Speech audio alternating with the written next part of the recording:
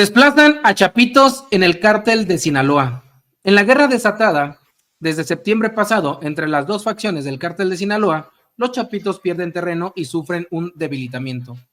Una muestra de ello es el ingreso de 17 familiares de Ovidio Guzmán López a Estados Unidos en un acuerdo con el gobierno de ese país y el abandono de Jesús María, un enclave de la familia de Joaquín Chapo Guzmán.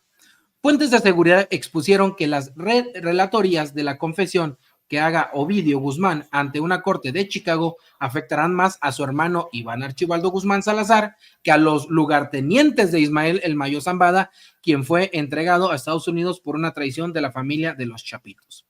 La organización criminal, ahora conocida como la Malliza, si es por ahora, en versión de las autoridades, la que sostiene al cártel de Sinaloa en términos de negocios más.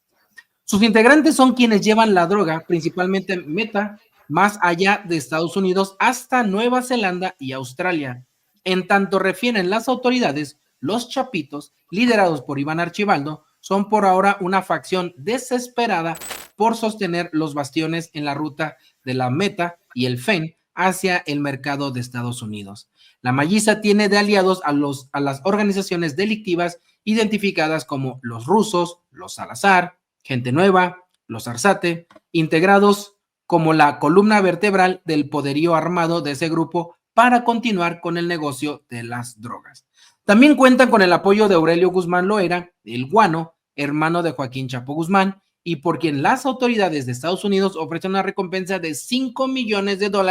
para quien dé información que ayude a su captura. La Malliza ha tejido una alianza en las decisiones de los Beltrán Leiva, siendo Fausto Isidro Mesa Flores, el Chapo Isidro, el líder más importante y quien domina Sonora y Baja California. Fíjense, el capo fue incorporado en febrero pasado a la lista de los criminales más buscados del Buró Federal de Investigación, mejor conocido como el FBI. Los hijos del Chapo Guzmán tienen su poderío en Culiacán, epicentro de los violentos enfrentamientos con sus rivales, pero reportan un atorón de sus drogas por la falta de rutas, mismas que abrieron a punta de fuego el pasado fin de semana en la carretera hacia Sonora.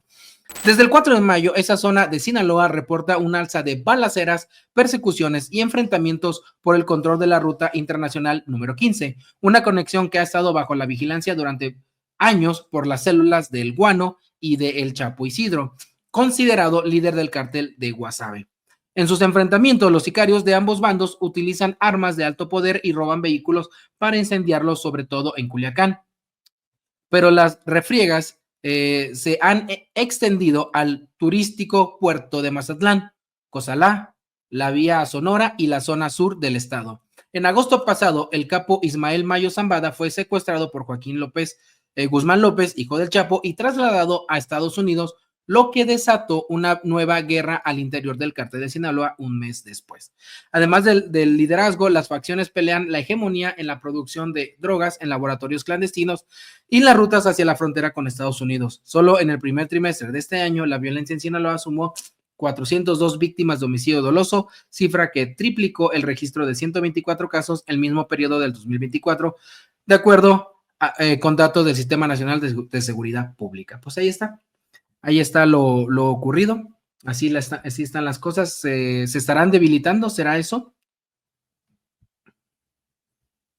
Perdón, está muy claro, ¿no? Que sí hay un franco debilitamiento de esta facción del cártel de Sinaloa que lideraban los Chapitos, los hijos del Chapo Guzmán, y que poco a poco han ido cayendo, o bien, como veíamos en los últimos días, pues gente, familiares, que ya se fueron a hacer acuerdos con Estados Unidos y que ya ingresaron a territorio estadounidense, y que hoy, digamos que la cabeza más visible de este grupo, de esta facción del cártel de Sinaloa de los Chapitos, pues es Iván Archibaldo Guzmán, hermano de Ovidio y de Joaquín, y que es el que está ahorita al mando de esta facción del cártel de Sinaloa, pero que ya se ve muy debilitado frente a la otra facción del cártel, que son los hijos del Mayo Zambada, la Malliza, que en este momento pues tiene básicamente el control, el poder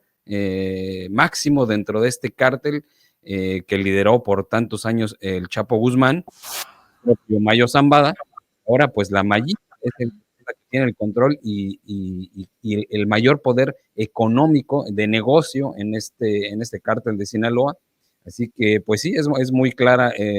la debilidad que ya tiene el grupo o la facción de los Chapitos en el cártel de Sinaloa y los mayos o la mayiza, pues que tienen ya este poder allá adentro de decisión y de trasiego y de rutas y en fin, todo el negocio ilegal, por supuesto, del narcotráfico en el cártel de Sinaloa, pues lo tiene ya casi en su totalidad la mayiza. Es muy interesante lo que está pasando en este sentido. Habría que recordar que el cártel de Sinaloa prácticamente es hoy, con todo y el debilitamiento por la guerra interna, es la organización criminal más poderosa del mundo.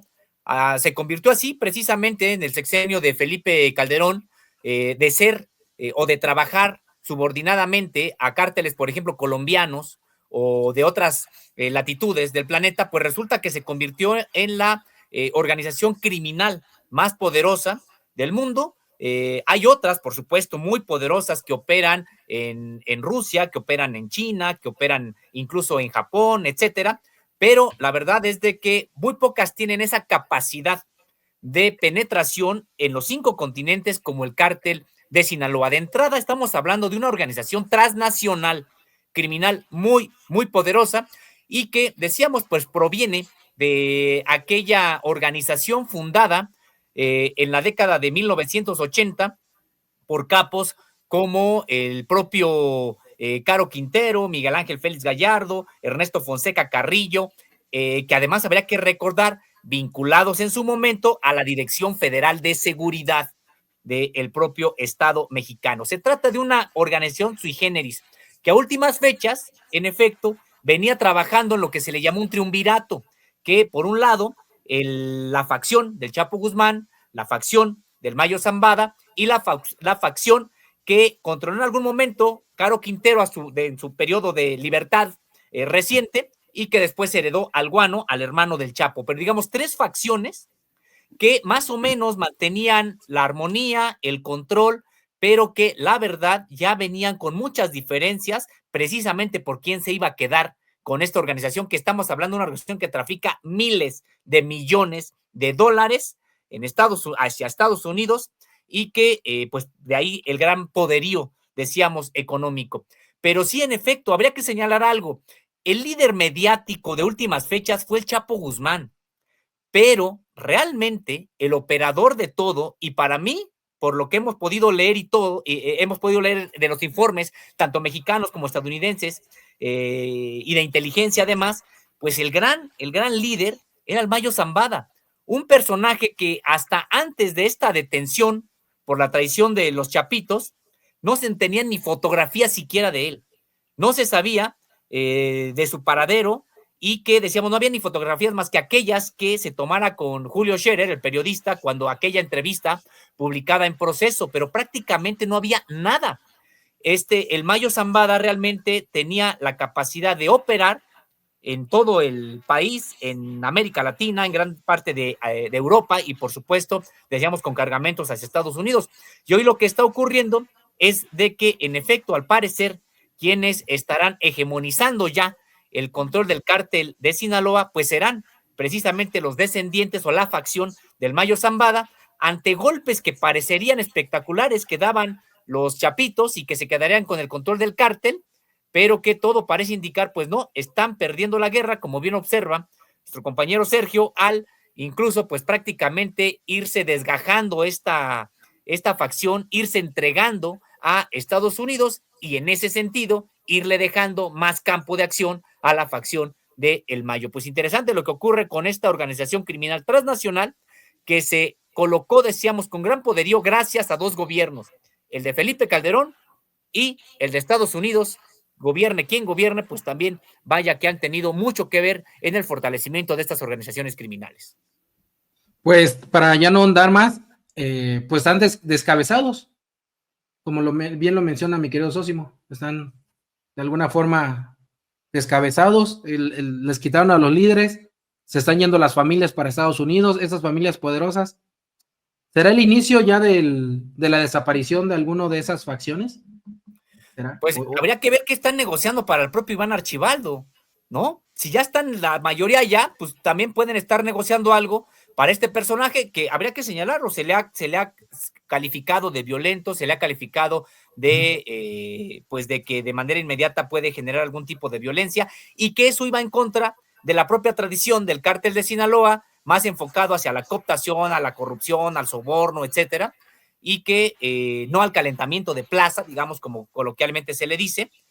pero que a eso era lo que más le apostaba Iván Archibaldo. Habría que ver si él y el otro hermano, que también quedan libres y que son los que hoy encabezan esta operación, terminarán refugiados en Estados Unidos y entonces el cártel de Sinaloa pues quede bajo control total de la facción del Mayo Zambada.